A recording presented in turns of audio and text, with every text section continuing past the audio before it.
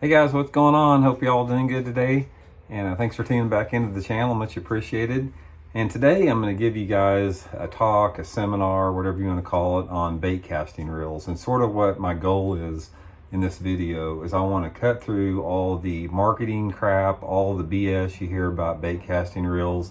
I know it's confusing when you're looking for one, like how much money you need to spend or what you need to have. And I'm going to try to do my best to simplify it for you guys and sort of like, point in the right direction what you need to get for the best value to maximize the efficiency with the reel.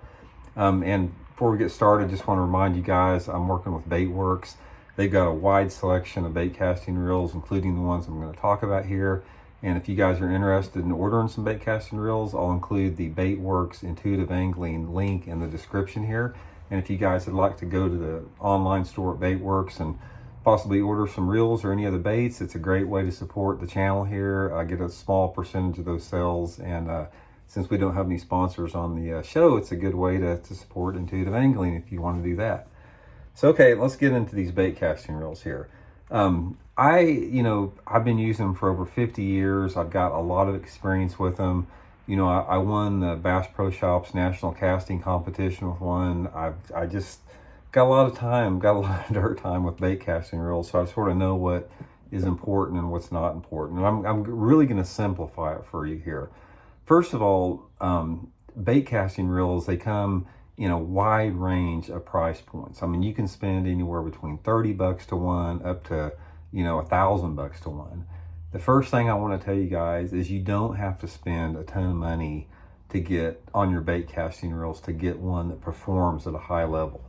I'm going to show you what I use. This video is not here to promote the brand that I'm talking about. I'm just showing you what I use. There's a lot of other reels out there you can compare it to, but I'm going to show you, to me, what is important in a reel, because I shopped around like everybody else did trying to find the best value.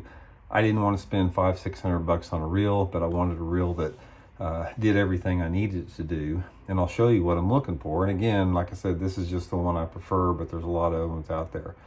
First of all, let's talk about reels a little bit overall. You got to have a reel that fits good in your hand. That's important about it. There's a lot of different reels out there as far as the profiles on them are different. This is a Lew's BB1 Pro Series speed spool reel. It's been around forever.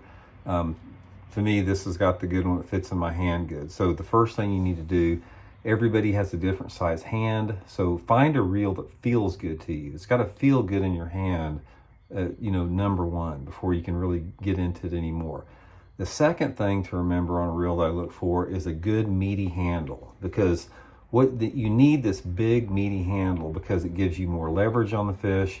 And when you're putting a lot of pressure on a fish or setting the hook, it gives you something to grab onto. So you need some big meaty knobs on there and some pretty good width around them, because this gives you a lot more momentum and leverage on the fish. So that's one of the things I really look for. Next thing I want to look for is the drag system on this. Now, I'm going to tell you guys something a little bit about drags on bait casting reels. I like them as an emergency, and that's the only reason I use them, because if you're doing it right, guys, and if you're fighting a fish right, you should never even need a drag on a bait caster reel, because the key to fighting a fish on the bait caster reel is to push the button down when those fish are surging, and you can thumb line out with your thumb, because you can put just a minimum amount of pressure, or you can put tighter pressure on that. When I'm fighting a fish with it and I get a fish that I feel like it's going to make a run, I immediately, if I'm fighting that fish and I feel that fish is starting to run, I immediately push that thumb and I just hold it and I thumb that spool to let the line out with my thumb as far as the pressure goes. The only time, in my opinion, that a drag is even necessary is if you goof up and you don't react quick enough to push that button. Then your drag needs to be set at the appropriate strength to where not only it won't break the line, but it won't pull the hook out of the fish. So to me, a drag system, it's a safety gap. It's an emergency stop. I don't rely on a drag in a bait caster. I never set my drag to feel that it's going to take all the work if a fish makes a run. To me, I set it This is the level I set it. I set it where if I set the hook, my spool's not going to spin on the hook set, but I also set it loose enough where I can pull a line out of it where I know just if I mess up and I goof up, that fish is just not going to either break the line or pull out. So anyway, make sure you got a good thumb bar to where you can push that down to fight that fish. Next is just a good casting control knob. You know, this is pretty uniform on all of it. Casting control just depends on the weight of the lure. It depends on the wind that you're using, how tight. And the same with the magnetic controls. I like a combination of a reel that has a good magnetic control on one side and a tension adjustment knob on the other side right here, because that way you can really tweak it. And the next thing is I want a reel that I can easily access to lube up. And that's one of the reasons I like this one. All you do is just push the button here. You can take the side off. I can take the spool out, you know, nice and easy. I can lubricate all the parts to it. And I can do this on the water. It doesn't take me, you know, any time at all to lubricate all this stuff on the water. And I'm back in action in a matter of split seconds. So make sure that you have a reel that's easily accessible. So that's the main thing, guys, right there. This reel right here, this one, I think this one retails for $179. It's sort of like a lower middle end price point.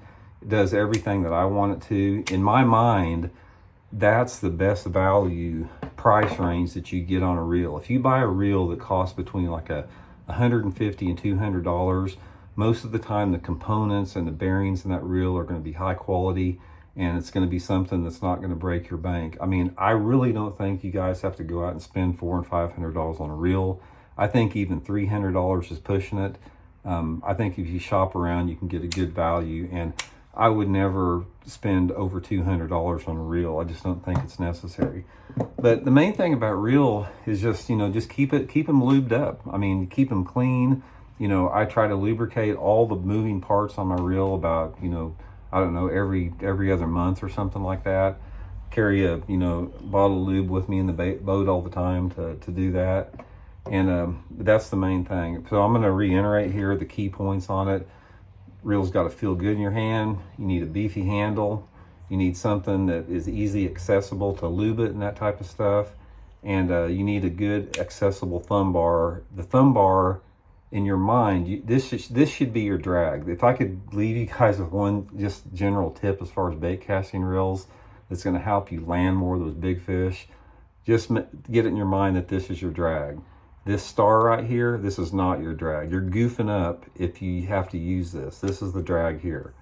So anyway, just a few thoughts on reels today. Like I said, we'll probably do a little bit on rod matching combinations at some point, but I just wanted to throw it out there again. And like I said, hope you guys are having a good day. Thanks for tuning into the channel. You know, hit that like button if you like this, subscribe if you haven't, and we'll see you guys later. Be back.